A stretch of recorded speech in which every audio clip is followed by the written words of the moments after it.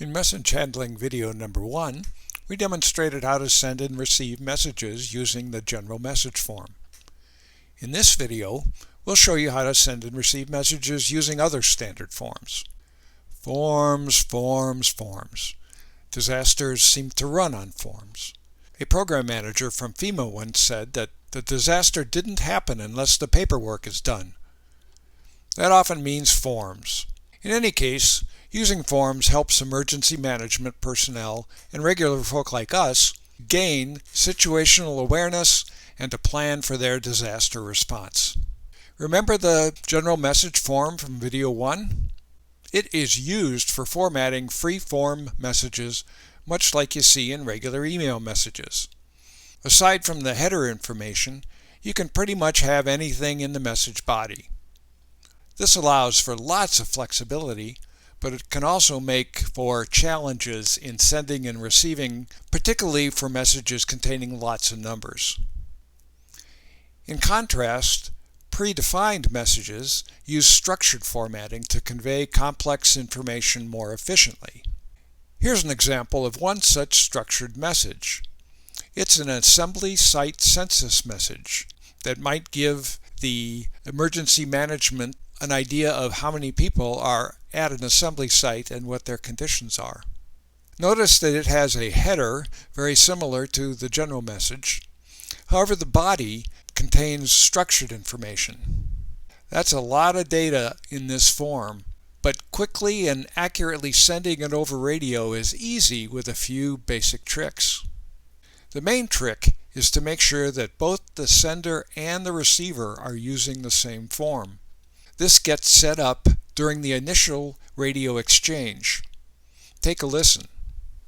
Here's Susan with her filled out form for the Underhill assembly site, and she needs to send it to the EOC. Net Control, this is Underhill. I have one assembly site census message for the EOC. Roger, Underhill.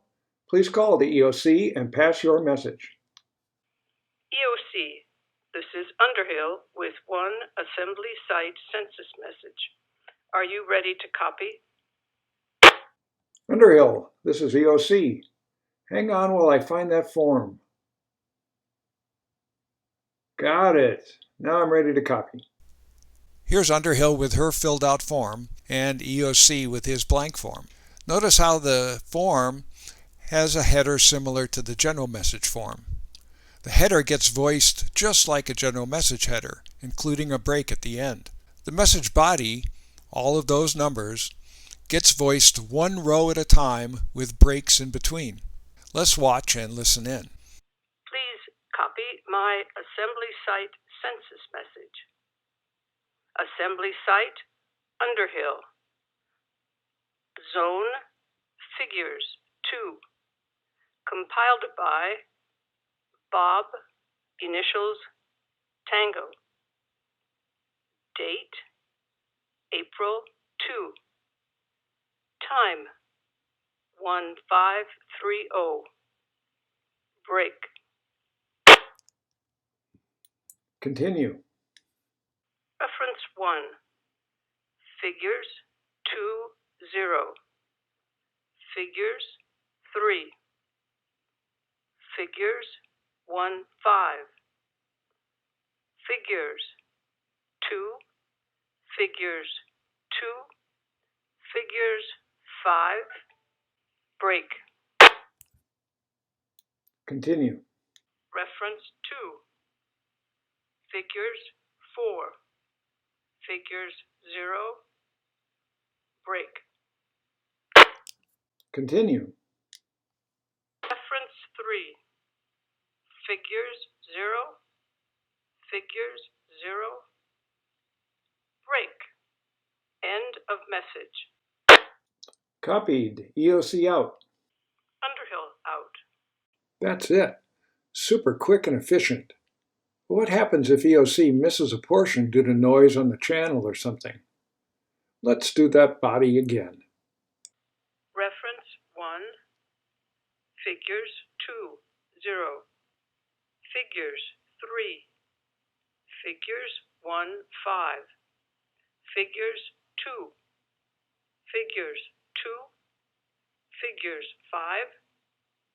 Break. Continue. Reference. Figures 0. Break. At this point, EOC knows there's a problem since Underhill said break, but EOC wasn't at the end of the row yet. So the EOC asks for a repeat. I missed something. Please repeat that row. Roger. Saying again. Reference 2. Figures 4. Figures 0. Break.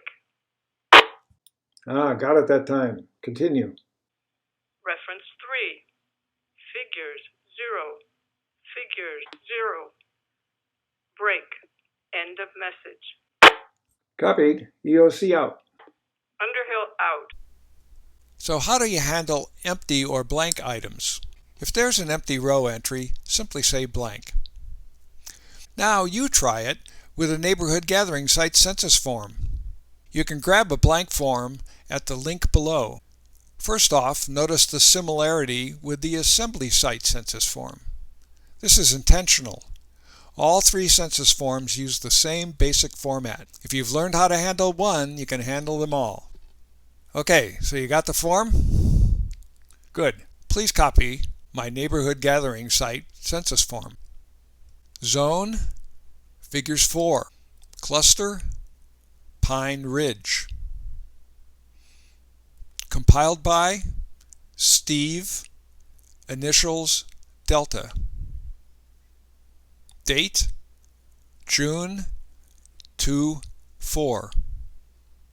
Time, 0945. Break. Continue. Reference 1. Figures 1-7. Figures 1. Figures 1-2. Figures 2. Figures 6. Figures 5. Break.